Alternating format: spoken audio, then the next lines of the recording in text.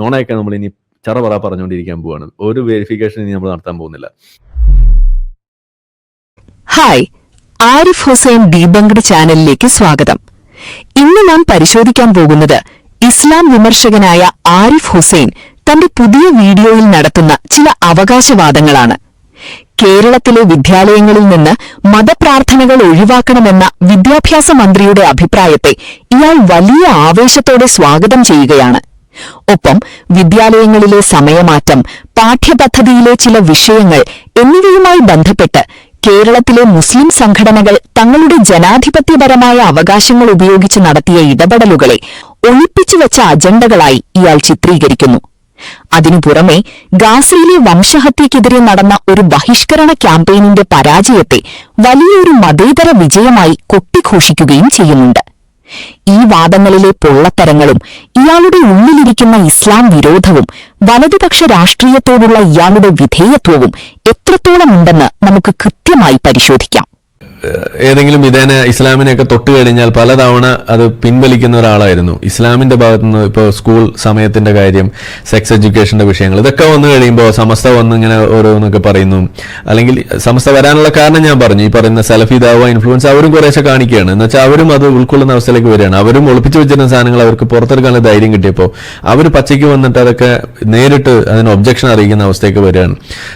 Sex education പാടില്ല, uniform വിവാദം വരുന്നു, അങ്ങനെ ഓരോ വിഷയത്തിലേക്കും വരികയാണ്. എന്നാൽ ഈ ഇസ്ലാം വിമർശകൻ അതിനെ വിളിക്കുന്നത് അവർ ഒളിപ്പിച്ചു വെച്ച അജണ്ടകൾ പുറത്തെടുത്തു എന്നാണ്.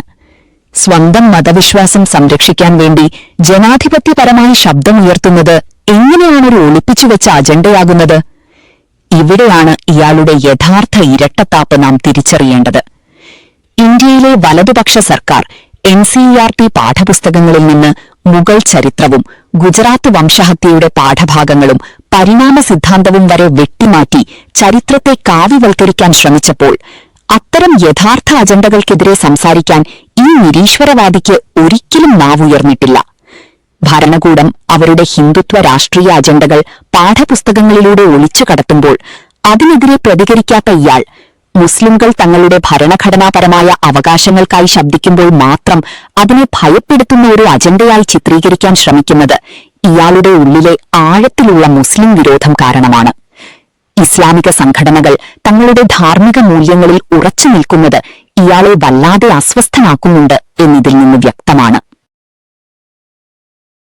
മതേതരത്വത്തിന്റെ പേരിലുള്ള ഫാസിസം പറയുന്നത് ഏതെങ്കിലും ഒരു മതത്തിന്റെ പ്രാർത്ഥന എല്ലാവരിലേക്ക് അടിച്ചേൽപ്പിക്കുന്നതിനെതിരെ കൃത്യമായിട്ട് പറയുന്നു. സ്കൂളുകളിൽ മതപ്രാർത്ഥനകൾ തന്നെ ഒഴിവാക്കണം എന്ന ലെവലിലേക്ക് വരികയാണ്. വളരെ മികച്ചത് എന്നാണ് നമുക്ക് പറയാനുള്ളത്.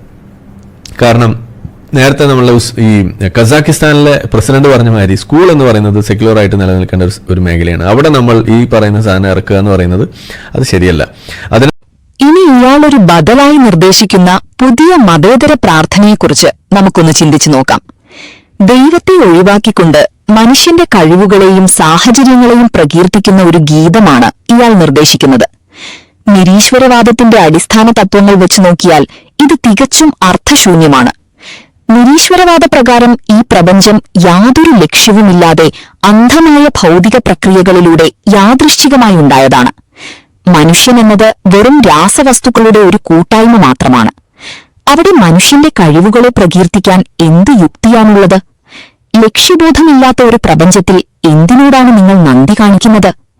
ദൈവത്തെ ഒഴിവാക്കി ഭരണകൂടത്തെയോ മനുഷ്യനെയോ ആരാധിക്കുന്ന ഒരു പുതിയ മതമായി നിരീശ്വരവാദം മാറുകയാണിവിടെ ചെയ്യുന്നത്.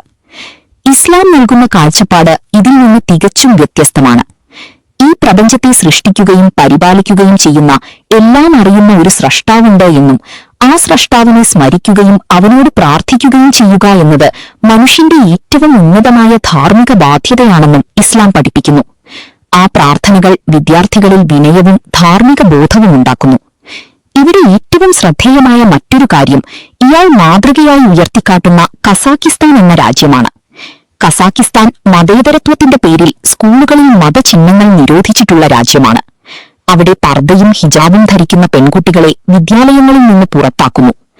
ഇസ്ലാമിക വിശ്വാസപ്രകാരം വസ്ത്രം ധരിക്കുന്നതിന്റെ പേരിൽ ആയിരക്കണക്കിന് മുസ്ലിം വിദ്യാർത്ഥിനികൾക്കവിടെ വിദ്യാഭ്യാസം നിഷേധിക്കപ്പെടുന്നുണ്ട് എന്ന് അന്താരാഷ്ട്ര മനുഷ്യാവകാശ സംഘടനകൾ ചൂണ്ടിക്കാണിച്ചിട്ടുണ്ട്.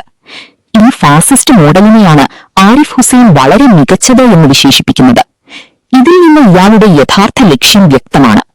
ഇയാൾക്കു വേണ്ടത് നിഷ്പക്ഷമായ ഒരു മതേതര ഇടമല്ല, മറിച്ച് മുസ്ലിങ്ങൾക്ക് അവരുടെ മതവിശ്വാസം ആചരിക്കാൻ കഴിയാത്ത ഇസ്ലാമിക ചിഹ്നങ്ങളെ വേട്ടയാടുന്ന ഒരു സ്വേച്ഛാധിപത്യ സംവിധാനമാണ്. ഇസ്ലാമിനെതിരെയുള്ള ഇയാളുടെ ഈ അസഹിഷ്ണുതയാണ് കസാക്കിസ്ഥാൻ മോഡലിനെ പുകഴ്ത്തുന്നതിലൂടെ പുറത്തുവരുന്നത്. വംശഹത്യയെ അനുകൂലിക്കുന്ന ഇരട്ടത്താപ്പ് എന്നൊരവസ്ഥ വന്നപ്പോൾ അതിന് തൊട്ടു മുന്നേ ഈ സുഡിയോ വിവാദം പോലും ഇതിനൊരു പ്രചോദനമായി എന്നാണ് ഞാൻ വിചാരിക്കുക. സുഡിയോ ബഹിഷ്കരണം എങ്ങനെയാണ് ജനങ്ങൾ തോൽപ്പിച്ചെന്നുള്ള നമ്മൾ കണ്ടതാ. വളരെ കൃത്യമായിട്ട് ഒരു വലതുപക്ഷ ധ്രുവീകരണവും ഉണ്ടാകാനുള്ള സാധ്യതയില്ലാതെ BJP-കാരെയൊക്കെ നിഷ്പ്രഭരാക്കിക്കൊണ്ടാണ് ജനങ്ങൾ അത് ഏറ്റെടുത്തതും അത് പൊളിച്ച് കൈകൊടുക്കുകയാണ് ചെയ്തത്. സുഡിയോ എന്ന് ആരിഫ് ഹുസൈൻ ഇവിടെ ഏറ്റവും വലിയൊരു നുണയിലൂടെ BJP-യെയും സംഘപരിവാറിനെയും വെള്ളപൂശാൻ ശ്രമിക്കുകയാണ്. എന്തായിരുന്നു സുഡിയോ ബഹിഷ്കരണം എന്ന് നാം മനസ്സിലാക്കണം. ഗാസയിൽ ഇസ്രായേൽ നടത്തുന്ന ക്രൂരമായ വംശഹത്യയിൽ പ്രതിഷേധിച്ച് ഇസ്രായേലുമായി സാങ്കേതിക സഹകരണമുണ്ട് എന്നാരോപിക്കപ്പെട്ട ടാറ്റ ഗ്രൂപ്പിന്റെ സുഡിയോ എന്ന ബ്രാൻഡിനെതിരെ SIO അടക്കമുള്ള മുസ്ലിം സംഘടനകൾ ഒരു ബഹിഷ്കരണ ക്യാമ്പയിൻ നടത്തിയിരുന്നു. സ്വന്തം സഹോദരങ്ങൾ, പിഞ്ചുകുഞ്ഞുങ്ങൾ ഉൾപ്പെടെ കൊന്നൊടുക്കപ്പെടുമ്പോൾ അതിനെതിരെ സാമ്പത്തികമായ ഒരു പ്രതിഷേധം രേഖപ്പെടുത്തുക എന്നത് ലോകമെമ്പാടും നടക്കുന്ന ഒരു കാര്യമാണ്. എന്നാൽ ഈ ഇസ്ലാം വിമർശകൻ ചെയ്യുന്നത് നോക്കൂ. ഗാസയിലെ വംശഹത്യക്കെതിരെയുള്ള ആ പ്രതിഷേധത്തെ ഇയാളൊരു മതധ്രുവീകരണമായി ചിത്രീകരിക്കുകയാണ്. ആ ബഹിഷ്കരണം പരാജയപ്പെട്ടത് BJP-ക്കാരെ നിഷ്പ്രഭരാക്കിക്കൊണ്ടാണ് എന്ന് ഇയാൾ അവകാശപ്പെടുന്നു. എന്നാൽ യാഥാർത്ഥ്യം എന്താണ്? BJP സംസ്ഥാന അധ്യക്ഷൻ K. സുരേന്ദ്രൻ ഉൾപ്പെടെയുള്ള വലതുപക്ഷ നേതാക്കൾ സുഡിയോ സ്റ്റോറുകളിൽ നേരിട്ട് പോയി സാധനങ്ങൾ വാങ്ങുകയും ആ ബഹിഷ്കരണ ക്യാമ്പയിനെതിരെ പരസ്യമായി രംഗത്തു വരികയും ചെയ്തിരുന്നു. വംശഹത്യയെ അനുകൂലിക്കുന്ന സിയോണിസ്റ്റുകളും സംഘപരിവാറും ആ ബഹിഷ്കരണത്തിനെതിരെ ഒറ്റക്കെട്ടായി നിന്നപ്പോൾ ആരിഫ് ഹുസൈനും അവരോടൊപ്പം ചേർന്ന് മുസ്ലിംകളുടെ പ്രതിഷേധത്തെ പരിഹസിക്കുകയാണ് ചെയ്തത്. എന്നിട്ടത് ജനങ്ങളുടെ മതേതര വിജയമായി അവതരിപ്പിക്കുന്നു. ഇസ്രായേൽ നടത്തുന്ന വംശഹത്യയെ ന്യായീകരിക്കുകയും അതിനെതിരെ പ്രതികരിക്കുന്ന മുസ്ലിംകളെ തീവ്രവാദികളായി മുദ്രകുത്തുകയും ചെയ്യുന്ന വലതുപക്ഷ രാഷ്ട്രീയത്തിന്റെ അതേ ഭാഷയാണ് ഇയാളിവിടെ സംസാരിക്കുന്നത്. ഇവിടെ ഇയാളുടെ നിരീശ്വരവാദപരമായ ലോകവീക്ഷണത്തിന്റെ പാപ്പരത്തം നാം തുറന്നു കാണിക്കണം. നിരീശ്വരവാദത്തിൽ ശരിയും തെറ്റും തീരുമാനിക്കാൻ വസ്തുനിഷ്ഠമായ ഒരു മാനദണ്ഡവുമില്ല. അവിടെ സദാചാരമോ ധാർമ്മികതയോ ഇല്ല. ദുർബലരെ അതിജീവിച്ച കരുത്തർ മുന്നേറണം എന്ന ഡാർവീനിയൻ തത്വമനുസരിച്ച് ഇസ്രായേൽ നടത്തുന്ന വംശഹത്യയെ തെറ്റാണെന്ന് പറയാൻ ഒരു നിരീശ്വരവാദിക്ക് യാതൊരു അടിസ്ഥാനവുമില്ല. അതുകൊണ്ടാണ് 10,000-കണക്കിന് നിരപരാധികൾ കൊല്ലപ്പെടുമ്പോഴും അതിനെതിരെ നടക്കുന്ന ഒരു ചെറിയ പ്രതിഷേധത്തെപ്പോലും പരിഹസിക്കാൻ ഇയാൾക്ക് യാതൊരു മനസാക്ഷിക്കുത്തുമില്ലാത്തത്. എന്നാൽ ഇസ്ലാം അങ്ങനെയല്ല. നീതിക്ക് വേണ്ടി നിലകൊള്ളാനും മർദ്ദിതർക്കൊപ്പം നിൽക്കാനും ഇസ്ലാം നമ്മളോട് കൽപ്പിക്കുന്നു. ലോകത്തിന്റെ ഏതു കോണിൽ അനീതി നടന്നാലും അതിനെതിരെ ശബ്ദിക്കാൻ ഒരു മുസ്ലിമിന് ബാധ്യതയുണ്ട്. ആ ബാധ്യത നിറവേറ്റുന്നവരെ പരിഹസിക്കുന്ന ആരിഫ് ഹുസൈൻ താൻ ആരുടെ പക്ഷത്താണെന്ന് ഇവിടെ കൃത്യമായി തെളിയിച്ചിരിക്കുകയാണ്. വംശഹത്യയെ അനുകൂലിക്കുന്നവരോടൊപ്പമാണ് ഈ പറയപ്പെടുന്ന സ്വതന്ത്ര ചിന്തകരുടെ സ്ഥാനം. ഇസ്ലാമിനെയും മുസ്ലിംകളെയും ഏതു വിധേനയും താറടിച്ചു കാണിക്കുക എന്ന ഒറ്റ ലക്ഷ്യം മാത്രമാണ് ഇയാളുടെ ഇത്തരം വീഡിയോകൾക്ക് പിന്നിലുള്ളത്. ജനാധിപത്യപരമായ അവകാശങ്ങളെ അജണ്ടകളായി മുദ്രകുത്തുകയും ഫാസിസ്റ്റ് ഭരണകൂടങ്ങളെ മാതൃകയായി ഉയർത്തിക്കാട്ടുകയും വംശഹത്യക്കെതിരെയുള്ള പ്രതിഷേധങ്ങളെ പരിഹസിക്കുകയും ചെയ്യുന്ന ഇയാളുടെ തനിനിറം പൊതുസമൂഹം തിരിച്ചറിയേണ്ടതുണ്ട്. സത്യം മനസ്സിലാക്കാൻ ശ്രമിക്കുന്നവർക്ക് ഇസ്ലാമിന്റെ വ്യക്തതയും ഇത്തരം വിമർശകരുടെ പൊള്ളത്തരവും എളുപ്പത്തിൽ വേർതിരിച്ചറിയാൻ സാധിക്കും. ഈ വീഡിയോ ഇഷ്ടപ്പെട്ടെങ്കിൽ ലൈക്ക് ചെയ്യൂ, ആരിഫ് ഹുസൈൻ ഡീബങ്ക്ഡ് ചാനൽ സബ്സ്ക്രൈബ് ചെയ്യൂ, ഷെയർ ചെയ്യൂ. മറ്റൊരു വീഡിയോയുമായി വീണ്ടും കാണാം. നോണയൊക്കെ നമ്മൾ ഇനി ചറപറ പറഞ്ഞുകൊണ്ടിരിക്കാൻ പോവാണ്. ഒരു വെരിഫിക്കേഷൻ ഇനി നമ്മൾ നടത്താൻ പോകുന്നില്ല.